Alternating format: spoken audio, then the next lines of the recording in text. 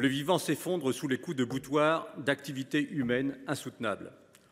Nous provoquons la 6e extinction de masse de l'histoire de la vie sur Terre et nous continuons dans le développement d'un modèle agricole destructeur et l'impasse d'un productivisme aveugle.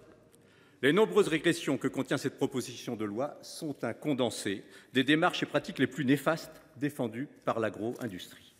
Revenons quelques années en arrière. Il y a 20 ans, le Parlement réuni en congrès votait à l'unanimité la Charte de l'environnement. Notre pays se plaçait ainsi en précurseur pour la protection du vivant et de la biodiversité.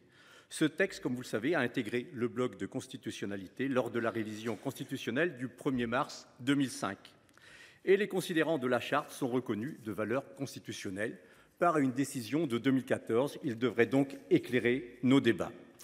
Le texte qui nous est soumis aujourd'hui entre sur de nombreux points en contradiction avec la lettre et l'esprit de ce texte fondateur. Il contrevient gravement aux principes constitutionnels en s'attaquant à des normes environnementales essentielles pour la santé de nos concitoyens, la préservation de nos ressources et le vivant.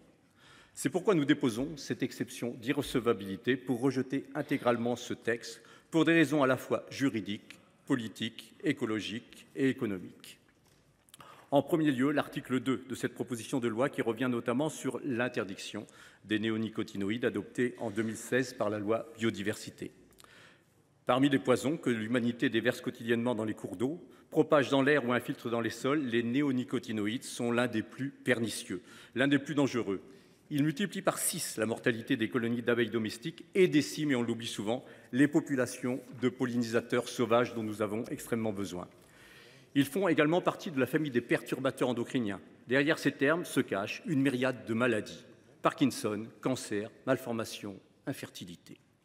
Pour rappel, quelques 1200 études ont montré le danger que représentent les néonicotinoïdes. Des études indépendantes en nombre et en qualité.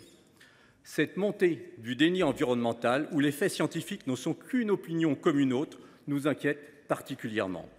Déjà réautorisé partiellement pour les betteraves sucrières par la loi du 14 décembre 2020, le Conseil constitutionnel a eu l'occasion de se prononcer à ce sujet.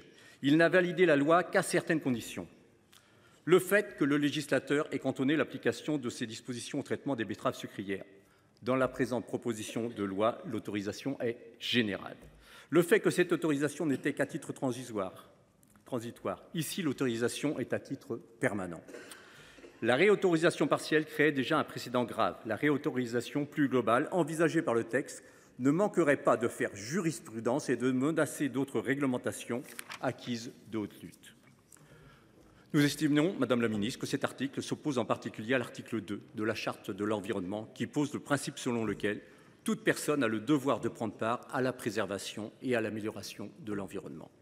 Cet article ne pose pas non plus un cadre légal suffisant pour protéger le droit de vivre dans un environnement équilibré et respectueux de la santé, garanti pourtant par l'article 1er de la Charte de l'environnement. Ce texte de loi est également une attaque en règle contre le droit européen. La Cour de justice de l'Union européenne, en 2024, a été explicite dans ses décisions préjudicielles. La protection de la santé humaine et animale et de l'environnement doivent primer sur l'amélioration des cultures végétales. Lorsque des autorisations de mise sur le marché de produits phytopharmaceutiques sont accordées. Elle rappelle également que le principe de précaution prime, y compris en l'absence d'alternatives. En clair, l'objectif de protection de la santé humaine et de l'environnement en particulier doivent primer sur l'objectif de croissance des rendements. Ces dispositions sont donc contraires au droit européen et exposent clairement la France à des amendements. De l'argent public qui serait mieux investi dans des mesures visant à accompagner la transition agroécologique. Dans sa décision du 31 janvier 2020, le Conseil constitutionnel a consacré la préservation de l'environnement comme enjeu supérieur à la liberté d'entreprendre. Il a reconnu que la protection de l'environnement, patrimoine commun des êtres humains, constitue un objectif de valeur constitutionnelle qui peut justifier des atteintes à la liberté d'entreprendre. Et par une décision du 10 décembre 2020, le Conseil constitutionnel a précisé que les limites apportées par le législateur à l'exercice du droit de vivre dans un environnement équilibré et respectueux sur la santé, consacré par l'article 1er de la Charte de l'environnement, ne sauraient être que liées à des exigences constitutionnelles ou justifiées par un motif d'intérêt général et proportionné à l'objectif poursuivi.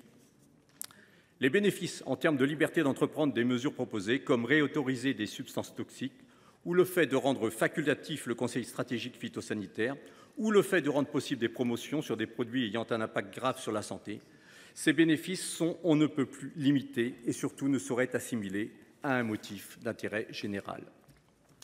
Revenir sur l'interdiction des remises, rabais et ristournes à l'occasion de la vente des produits phytopharmaceutiques est d'ailleurs contraire à l'avis du Conseil général du développement durable, CGDD, qui recommande d'éviter toute incitation commerciale pouvant conduire à l'utilisation inappropriée des pesticides. J'en viens à l'épandage par drone à l'article 2. La loi Egalim prévoyait une expérimentation relative à la pulvérisation aérienne de précision des produits phytopharmaceutiques, qui s'est terminée en octobre 2021. L'ANSES a publié son rapport sur les impacts de cette expérimentation et n'a pas pu démontrer la présence d'avantages manifestes pour la santé et l'environnement.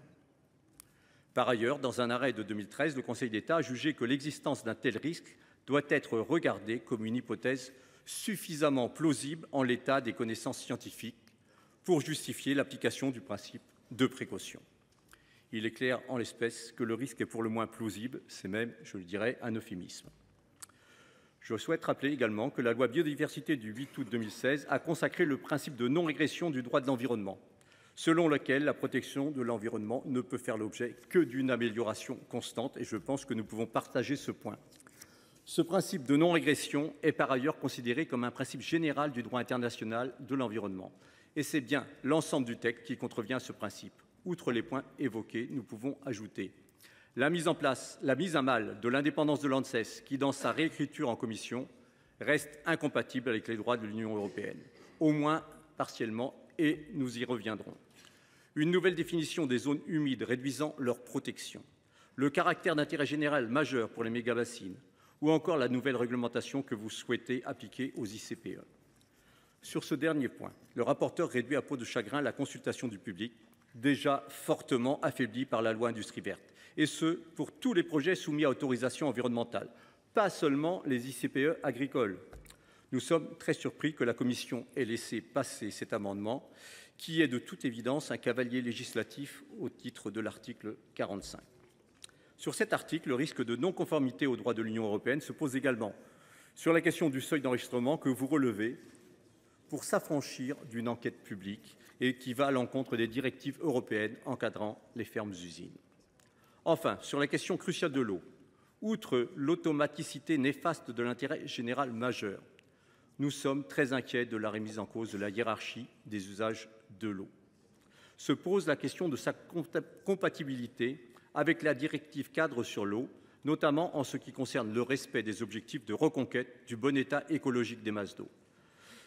La réponse, si on se pose la question, est forcément non, de toute évidence. Pour conclure, ce texte nous paraît aller contre le sens de l'histoire.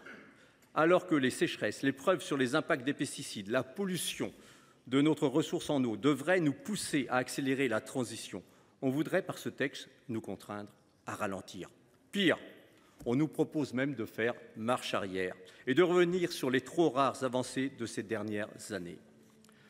Par ailleurs, il est crucial de mettre fin à cette opposition factice entre économie et environnement, d'opposer agriculteurs et écologistes, car notre destinée est commune.